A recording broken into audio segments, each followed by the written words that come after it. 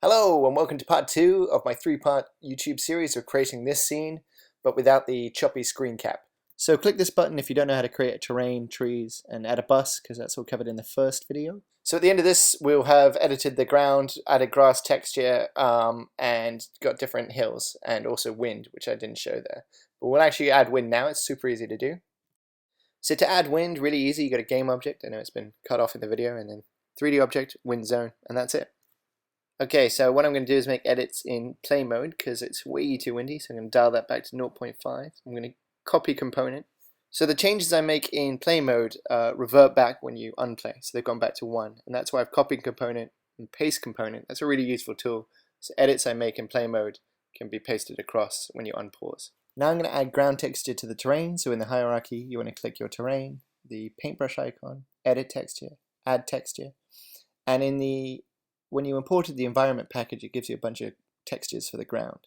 I've selected a nice grassy one here, and when I click add, it covers the whole terrain with that. So I've applied a single texture to the ground. What you can do is you can edit the texture and add a second as the normal.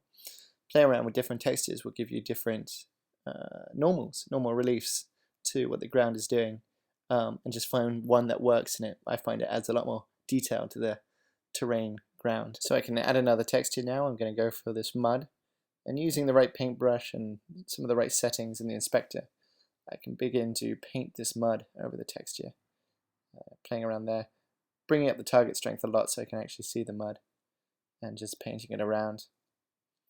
And I've focused the scene around the bus like this to help me see what the player sees, essentially. So this is the first screen that he sees, and I paint around that. So now I'm adding another texture, and I'm going to look for some sand. And so I've now got 3 textures, and I'm just doing that over the mud. So mixing it up to get diverse ground, and using shift click whenever I've made a mistake, go back. So now we're going to add some grass. So flick over to this trees icon, edit, details, add grass texture, and in the environment package we imported is a bunch of different grasses.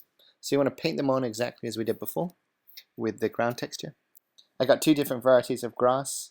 You just add texture, and then if I edit them, you can go quite surreal with the colors. And so I've gone bright yellow and bright brown just to sort of differentiate the two from each other. So you get 2 different kind of grasses growing. Finally, we'll be adding trees. So you click the icon with the up arrow on it, and you can just start building these hills. Now, if you want to do a dip instead of a hill, you click shift and click. But for me, I'm all about creating these hills, creating hills in the distance, so that flat horizon becomes less flat. And that's all I'm going to cover in this tutorial. That's pretty much it as far as adding detail to our terrain. In the next series, this is 2 out of 3, and 3 out of 3 we're going to be creating the skybox and then moving clouds over the scene. So if you want to get started with that, click the button that's being shown on screen now, and we'll take you through skyboxes.